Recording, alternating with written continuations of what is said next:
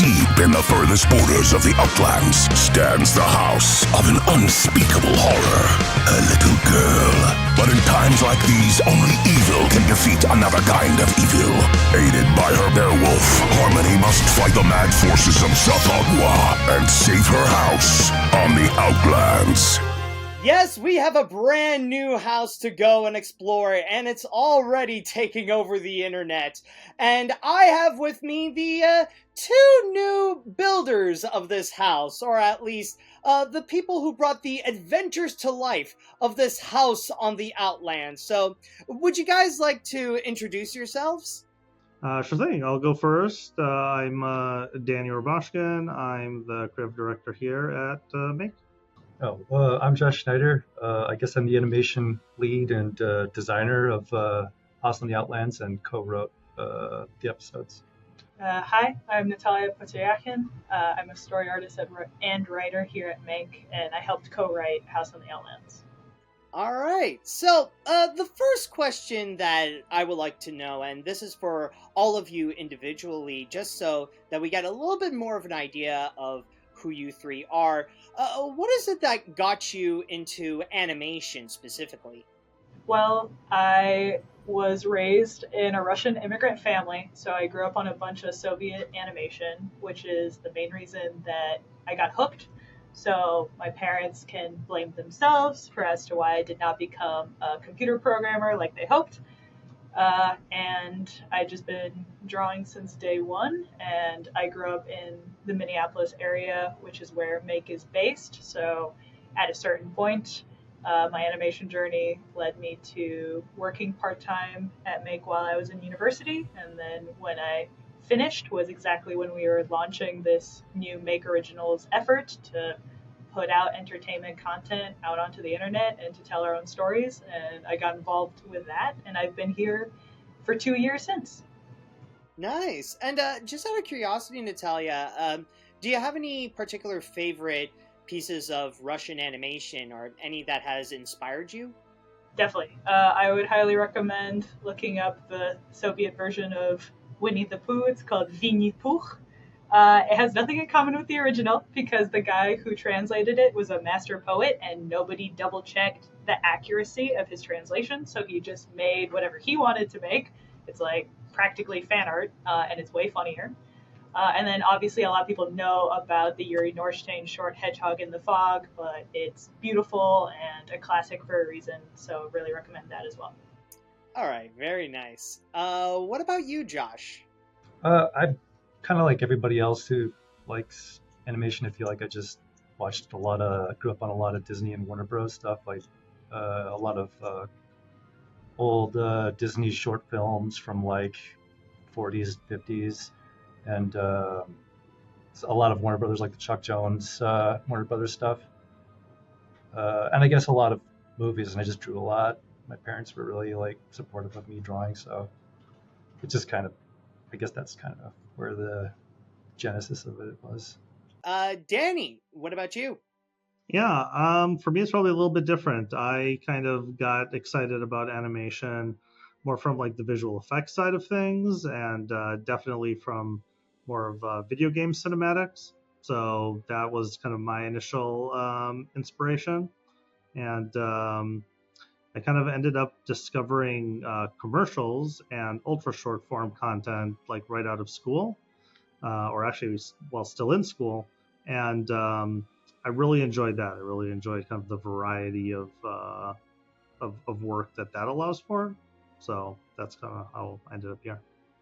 Now let's actually get into the series that you have all created or recently created with House on the Outlands. And my first question that I want to know is specifically regarding how it does have this element that is horror themed. What is it that inspired you all to go and start this off as this horror-based animated series? I guess I should answer that. That was just what I was into, especially at the time when I designed the show and the characters. So it was just like Danny let me do we wanted to do a 2D project, and there was kind of an idea of that the style should be limited, But I pitched a few ideas, and that was the one that was accepted. Yeah. Okay, Josh, I'm gonna prod you a little bit on that because Josh is like a mega Lovecraftian cosmic horror fan. Like he's read a lot of this stuff and like all those like books and ideas are like cooking in the back of his mind when he's like coming up with the visual language of the show. Um, what was the name of the one book, House on the Borderlands? Right? If you wanted to talk a little more about that, Josh. Oh, sure. Yeah. Yeah. The name comes from William Hope Hodgson's novella "House on the Borderlands," which shares a lot of similarities because I took the idea of a house in the middle of nowhere. Um, it had like there's the episode with the pigmen that are assaulting the house. That's directly from House on the Borderlands. Yeah, and it's just the whole story is just kind of like it's weird, classic weird fiction. There's a lot of like mystery and like unknown things that aren't explained, but just kind of like textural or I guess cerebral about the story. But I left the kind of that stuff out and just you know made our show more like accessible and fun rather than like cerebral and abstract. So, like, more the enjoyable kind of horror, more the ones that, like, you could get fun and you could get involved with than, like, the actual legitimate scares. Because, like, even when I was watching House on the Outlands, like, I didn't really have much elements where I felt like, oh my god, like, I'm scared of these things. And it's more like a fun adventure. And I think one great example that I could think of is with Furgil, where like you got this cute little teddy bear, but like has the ability to transform into a werewolf and save Harmony at times. Aw, Furgy, you're the best pal a girl can ask for. Yeah, it was different. It's like we were drawing, or I was drawing from like cosmic horror themes, but it was less about trying to scare people and more about just kind of like making fun of it a little bit, taking the piss out of it, so to speak, and just making it more fun, less scary, more fun. I think what kind of really works about it is in like this kind of traditional like YA young girl protagonist sees what's going on and her mom doesn't see what's going on, like making all the aspects of the world just slightly off and having the angles not connect in the right places and like putting the cosmic horror elements in reflects like not a scary part of our childhood but the fun part, which makes us feel that like we see the world in a different way when we're younger. So I think it fed into that as well. I also have another question related to the show, and instead of the horror part, I would like to know more about the visual part, and I'm curious about why did you decide to go and make this a traditionally animated series? Because looking into the other works by Make, whether it be some of the original stuff such as Brave Hertz or Mexplorers or even some of the commercial work, there's a lot of it that is CG based. But you guys decided that with House on the Outlands, you went with 2D hand-drawn animation. Why did you go with that creative decision? Well, actually, in the studio, we do both. We have 2D animators, we have 3D animators, and we have animators that do both, actually. And in order to kind of facilitate these productions, basically what we decided to do was we'll alternate. We'll do a 2D short or series, and then we'll do a 3D series.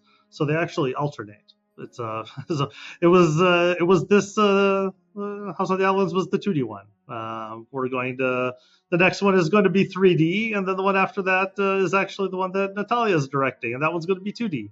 So it kind of goes back and forth, but we think that it does a lot to show off our range of skill and sensibilities at the studio. All right. So I guess with House on the Outlands, it was a moment where it's like, okay, 2D's turn, just plop it in, and I must say, you guys have a very impressive visual style going on with the series that actually works to its benefit with the tone, may I add. So, very nice visual job on that. Now, what I would like to know is actually regarding the time of these shows. Because with House on the Outlands, these are very short episodes. They're either like 90 seconds long or they're just under 2 minutes. And what I would like to know is, when working on that kind of show, do you think the short running time is actually easier, or is it more difficult than, say, working on a regular TV show that would have 11 to 22 minute episodes? So I'll actually start by saying that, I mean, it's easier in that there's less running time, and that's kind of the main reason that we're doing it. So instead of having 20 11-minute episodes, that's about, over 200 minutes, we're doing about 6 minutes of content. Next shows are going to be a little bit longer, maybe 2-minute episodes, so they'll end up being maybe 12 minutes. So that the whole 6-episode series is essentially the runtime of one TV episode. That being said, there's a lot of challenges that come from that short time span where you have to kind of fit the narrative, you have to make it all work in an ultra condensed, ultra short time span. And I think Natalia and Josh can speak to some of the particular challenges that that creates. Yeah, like Danny is saying, it's easier in that there's less time you have to fill, but it can be more difficult in ways because you don't have time to linger on stuff that you normally would give a lot more time to. So you're kind of parodying expectations for the viewer. You try to think of how you can condense actions and maybe even multiple shots into one moment or one shot. So you have to get creative with how you compose a shot and with how you tell how, with the clarity of how you're depicting the actions within the shot. So that becomes harder. And then you have to be good about chopping out things that just won't fit and finding workarounds. So it teaches you to be kind of ruthless with your ideas. You don't get too married with stuff. Unless it's a really good idea, in that which case you just have to be really open-minded in how you tell that idea. Yeah, I think as a board artist at the studio, and Josh being the badass veteran that he's been here for almost over 10 years now. But what I mean to say is, from watching the way he put together the compositions and the shots on this show, there's a lot of clever time-saving things that I've learned.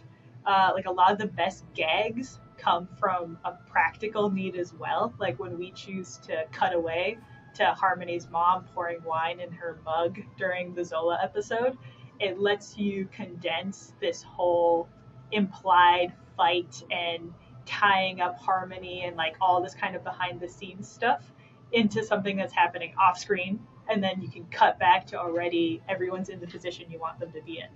So there's a lot of clever cutaways like that built into the show that I don't know if we would have done if we had more time. So I like how some of those decisions ended up happening because of the limitation. Yeah, that's a really good point, because it teaches you elements of things that you could then put into longer form episodes.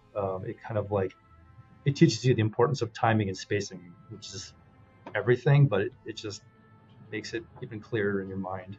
So from the experience that you guys had, do you prefer to work on a short format like House on the Outback, or or Outlands? Sorry, not the Outback. Or it's okay. We all think about Outback Steakhouse. It can happen to the best of us.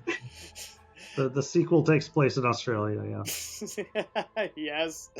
But as I was saying, would you prefer the shorter runtime of House of the Outlands, or would you wish that you had more time and had a bit longer episodes for the series? I mean, I'd say from my perspective, I think I don't know that doing a full season of TV length episodes is kind of our interest, but I do think that having additional length would be nice. So like I said, we're going to try and increase episode lengths instead of being 1 minute long to be more 2 minutes long on the next few. And, if there's more time, more resources, maybe that can grow to 3 minutes or something like that. I think I think for like a web episode, I think 3 to 4 minutes is maybe like an ideal length. If like budget really wasn't the issue, I think that's probably where we would want to target them, all things being equal. I was gonna say, I mean, obviously from the artist perspective, I think most of the time, if you ask us, we would make a 3-hour epic, and that would be like our ideal dream. Okay, maybe not Josh, but I mean to say, like, I am like super drawn to long form storytelling, and there's always the sense of like, well, the characters' relationships, they could be even deeper, there could be even more world building, there could be all this stuff. But I agree with Danny that in terms of the actual format of like, okay, well, who is your audience? Who's going to see it? Where are you going to put it? A lot of the stuff that I really love watching online, put out by indie creators, is, you know, not like a lot shorter than a traditional TV episode. And I like these more non-traditional story structures that are coming out of that as well. So I'm excited to do more of that. Yeah, I'll mirror Danny on in that I think like 2 minutes moving forward for the next series that are coming out. That's a good length because then you get more time to like take in some of the more emotive moments and just like digest some jokes better. And yeah, I think 3 to 4 minutes would be like my ideal time. I definitely wouldn't want to do a 3-hour epic. I've been working on a pet project for about 10 years now, and it's taught me that I don't want to do really, really long form stuff anymore. But there is another question that I do like to ask. Now, just to give a little bit of a background, I also work as a voice actor, and I really love working on animated projects and collaborating with the writers and the directors in order to build the characters that I would go and voice. Now, I would like to know from your perspective, how do the voice actors and their performances inspire the characters when making the show? Like, I know it's one thing to go and cast them, but when you are making the series and when you would record the actors to do their voices, how does that shape up the characters to become who they are in the series? I actually have experience with this because I did this on my movie, and then I also did it with the show here and a few other times. But you have your idea of what the characters are, and you have your idea of what the characters sound like and how they'll act and behave. But in my opinion, it's really good to be open-minded to an extent because the actor's going to do stuff that you're not going to think of, or they're going to, portray the character in a different way that might give you new ideas, and you might like revise in your mind what the character's all about, because they'll do something that you like better, or even if you don't like it better, you just like it, and you're like, I want to see where that is. So it's like that collaborative process for me is really rich and rewarding because you get to you don't have to like figure out the character alone. The voice acting really does change a lot about the character. All right. And by the way, have you actually experienced that in House of the Outlands? Has there been a particular actor that really changed your perspective on who you thought the character would initially be? Yeah, basically all of them. Yeah, because you're never going to get exactly what's in your head, and you shouldn't, to be honest, because it turns out better when you work with other people.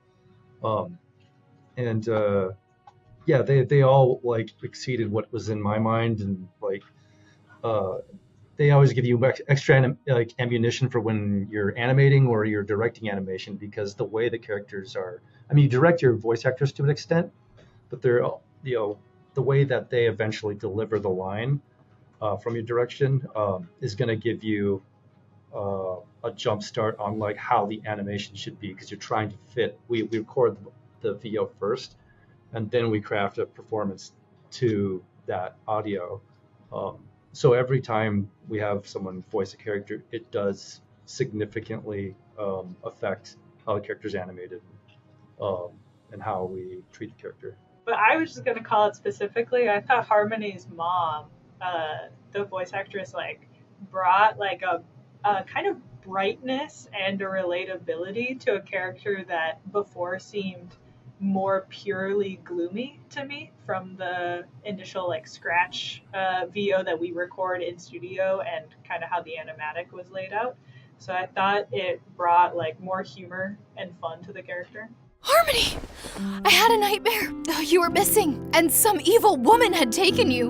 Oh, Mom. What a horrible dream. Yeah, and Cassie did an awesome job as Harmony. Like, she's a real pro, because I struggle a little bit sometimes when I'm doing these, like, online calls. Like, it's a little bit disjointed, but, like, I would say something, and maybe it wasn't super clear, but she knew exactly what I meant, and then she would do a thing, and she would, try it in several ways, and she had a lot of range. So I was, like, super impressed with, like, how young she is and how professional she is. Like, to me, that seems like a rare combination with, like, young. It's rare to see, like, someone that young be that professional. Ah, lovely day for a picnic, isn't it, Verge? Virgil! Ah! No, of course. And by the way, who's the one who would handle the voice directing in this? It was Josh. Yeah, that was me. Yeah, I was directing the voice actors. I did, but I also had help because Alec Constantine Mueller was, or is he Alex Well now? It's Alex Soul. Soul, okay. He's changed his name. He got married. But I was, had a call that I would have had my coworker Alex Soul helping me direct, because he also has a lot more experience with directing voice actors. So it was good to have him in there, because he would mention things or ask things of the voice actors that I might not think of, because I don't have a ton of experience, or at least not as much experience as he has. No, that's good. As long as you're getting the help, and I mean, you can hear it in the series that, like, you already got some great actors as is, and then, like, the additional push of the directing already came out as a solid job. Now, I do want to know, considering that you did put out 6 episodes, or at least you did put out 6 episodes, as I am recording this, I would like to know if there are any future plans with House on the Outlands. This could be like in the short term, or somewhere in the long run in the future. Would you have any potential bigger plans that you would have with House on the Outlands, or are you just going to be moving forward with more new stuff? So basically, the immediate plan is to move on to the next series, or the next couple. As far as any of the series that we put out, there's always opportunity to go back there. If one of them does really well and there's kind of a desire and an appetite for more episodes, different lengths, different formats, maybe it's not on YouTube, maybe it's somewhere else. It really just kind of depends on audience reaction. So if people like something, they need to kind of like make it known. If the following is there, more content will get made.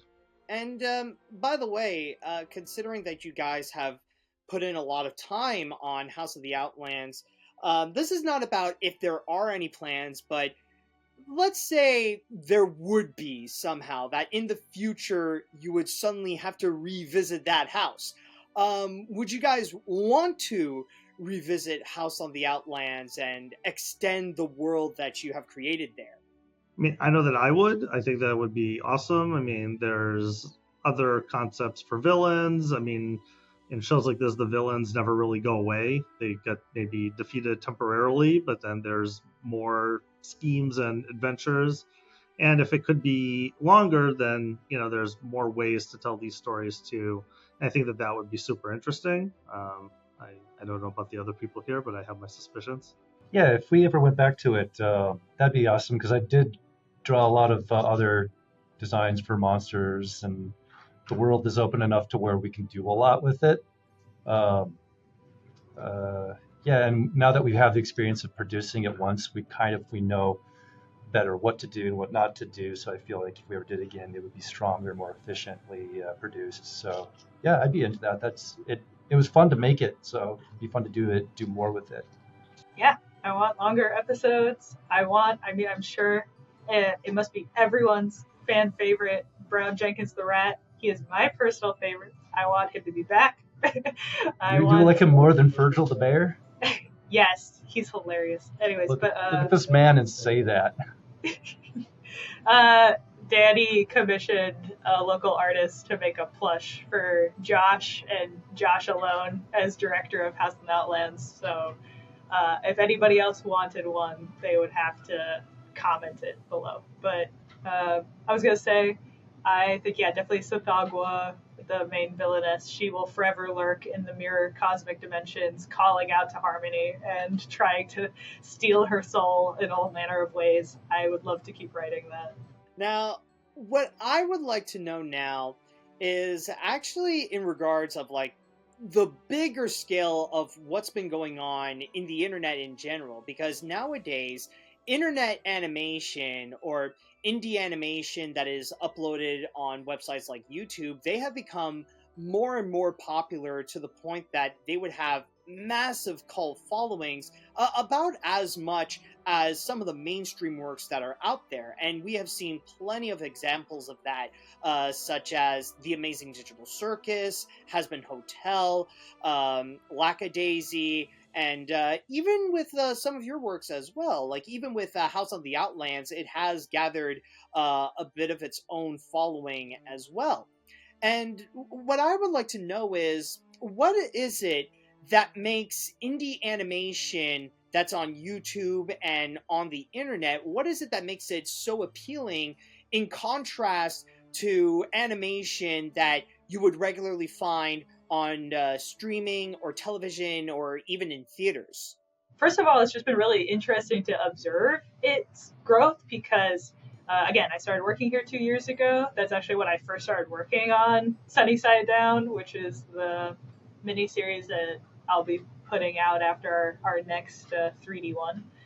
And like in that time, like you said, all this indie animation has like grown and been put out online, and I have been super inspired by creators like Worthy Kids, where it's like they are making hilarious stuff like Big Top Burger and self-funding. And I think it just appeals to people in the way that creator-driven, authentic storytelling has always appealed to people, which is if you give people who are funny and weird and have hyper-specific interests the time and the resources to make something, and the tools that people have available to them to make those things have only gotten better and better. Like the accessibility of everyone's ability to make animation in their own free time has skyrocketed and is only going to keep being that way. You get cool, funky stuff that Disney and major cable networks aren't going to approve.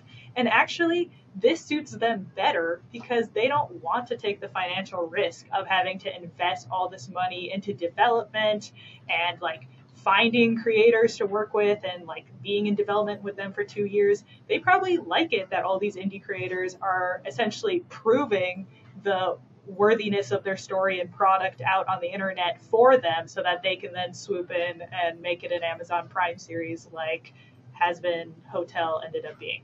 So we're probably just going to keep seeing this happen, but I'm excited about it. Yeah, I mean, I think that what's happening now is just because of the delivery platform. Essentially, if you have just a few channels that everyone has to watch, you end up with content that I'm not going to say it has to like appeal to the lowest common denominator, but has to have a certain broad appeal.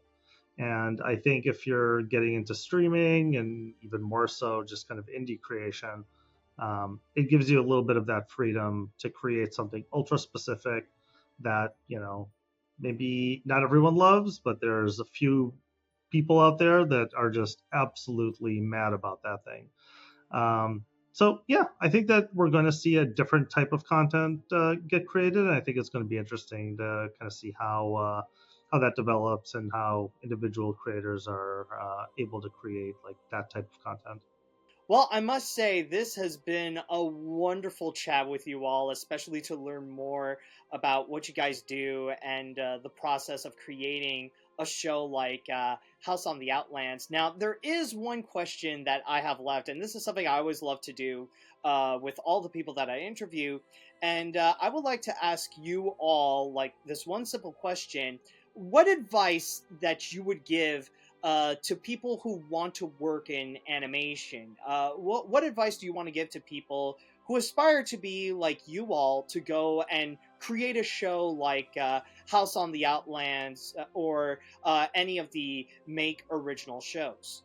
If you want to do animation, just do animation. Know that it's a lot of hard work, but if you really love it, it's completely worth it.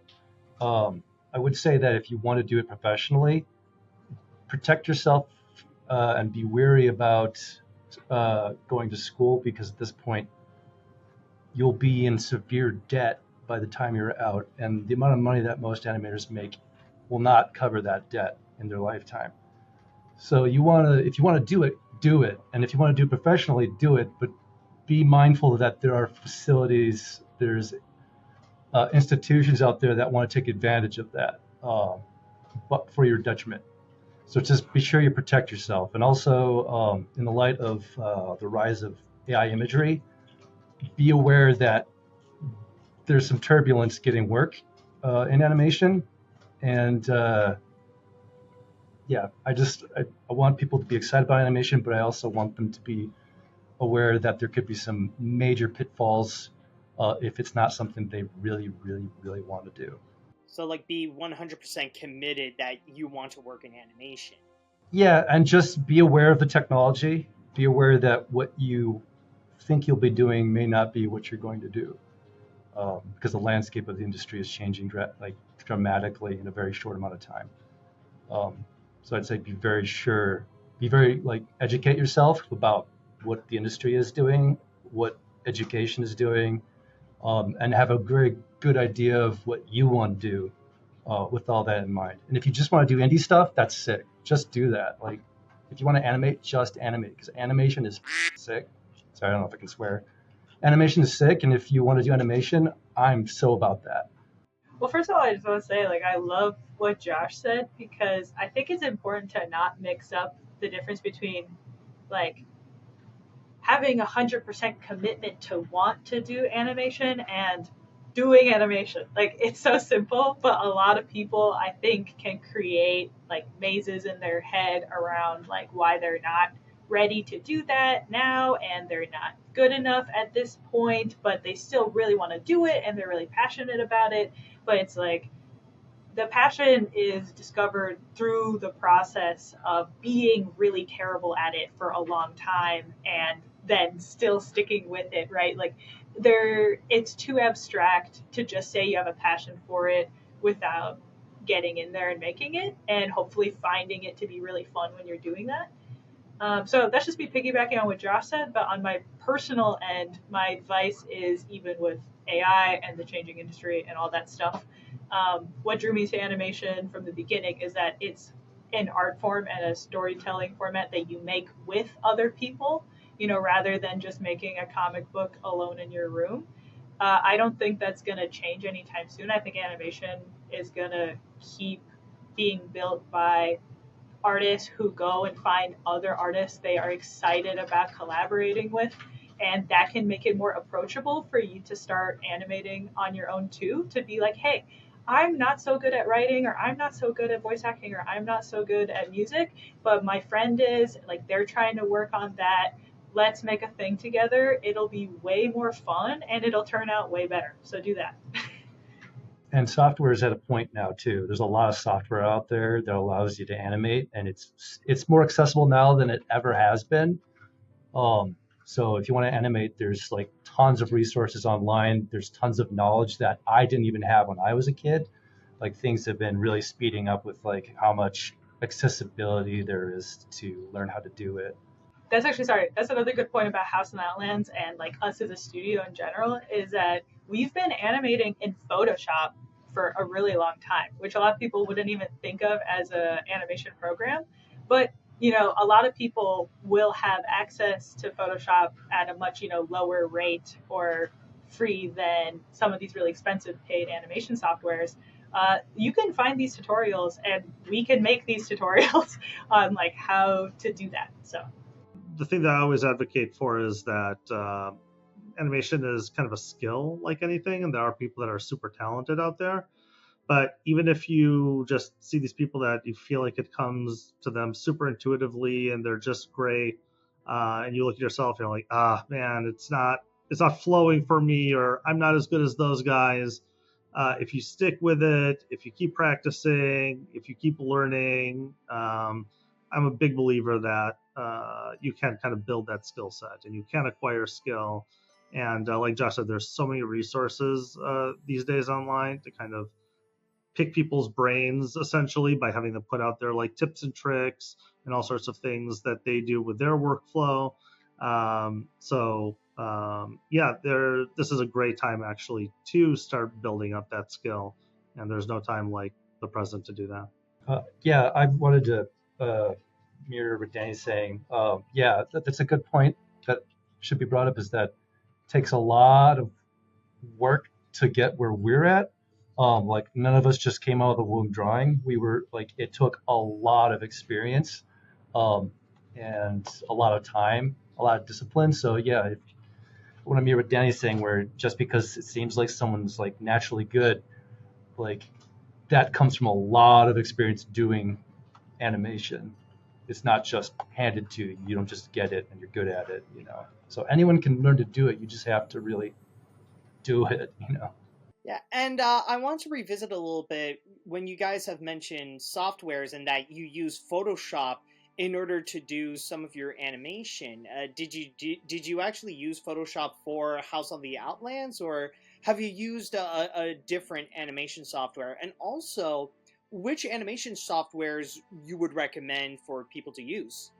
Yeah, we used Photoshop early on, and then we within the last year made the switch to Harmony Toon Boom, which Harmony's animation tools are like far more robust than Photoshop's animation tools. The difference is price point. So if you're an independent, that might not be an option. Um, but yeah, we Photoshop is totally viable, but I think I prefer at this point animating within Toon Boom. All of its quirks and bugs aside, I think it's still a better animation tool. Yeah, but I think the point of this is that it's not like you can't do something with Photoshop that you can do with Harmony. It's one of those things where it's like the process is maybe a little bit easier, a little bit smoother. So you get maybe I don't know, a double-digit percent advantage or something like that. But that doesn't mean that if it's not accessible, that you can't do it. And like Natalia said, up until just a couple of years ago, so for over a decade, the only tool we used for 2D animation was Photoshop. And we were working professionally, doing what I would consider really good work and doing it quickly and efficiently. So yeah, if you want to get into it and you don't want to download or pay for any one of the specific pieces of software, jump into Photoshop. It has a timeline. Start animating. Pretty straightforward. Yeah, to piggyback a little on that, I still animate my personal film at home in Photoshop after working in Harmony during the day. And, in a way, it's nice that we don't have to recommend a specific software because, Josh is our animation lead. I think he does a really good job of trying to train in more traditional 2D animation approaches and a flexibility that comes from the confidence to just draw the frame you need to draw. Like you're not trying to weasel your way out into like, oh, okay, well, I'm going to reuse, as many lines as I can and copy paste or like really lean on onion skin. That part of why Photoshop worked for us as a studio for so long is because in the end, animation started as people drawing frames on paper. And you can treat Photoshop like those sheets of paper, and you can treat any program like those sheets of paper if you think of it that way. Yeah, that's a good point. The software shouldn't be a crutch. It should be a tool. If you're using the software, if you're just like, you're afraid to be making drawings, I don't know why you're in animation. So it's like, the animation starts with you. It starts with your skills. And it starts with, like what you can do. And you need to use the software to like speed things up for you to do animation. No, understandable. And thank you all so much for this nice talk that we've had. Josh, Natalia, Danny, you've all been great during this whole thing. And also congratulations on the work that you've done in House of the Outlands. It's a fun show. It's great, and I wish you all the best for what's to come with these Make originals. Like, you're already on a great track and already at a good start with what you have done with these shows, and hopefully this success can continue on with the next series that you guys will be developing. Yeah, thank you very much. Appreciate the kind words. And yeah, we'll be releasing a few kind of standalone pieces over the next few months, and then hopefully, yeah, onto Mythica before the end of the year here. Is Mythica the next series that you have coming up? Yep. Mythica is basically it's the look. It's 3D. The look of it is kind of like vinyl toys in a quasi stop motion animation style. And yeah, it's kind of a story about a bunch of fantasy creatures in a medieval office and their shenanigans. Oh, nice. All right. Absolutely. And also, I would like to say thank you all for joining me on this. And don't forget to go to the Make Originals YouTube channel to check out House of the Outlands and all their other shows that they have created, and to stay tuned for what they have coming up. And if you enjoyed this interview that I have done here, then don't forget to go and like it and subscribe. And so, with all that said and done, I would like to thank you all for joining me on this. Thank you all for this interview. And until next time, see you later, dudes.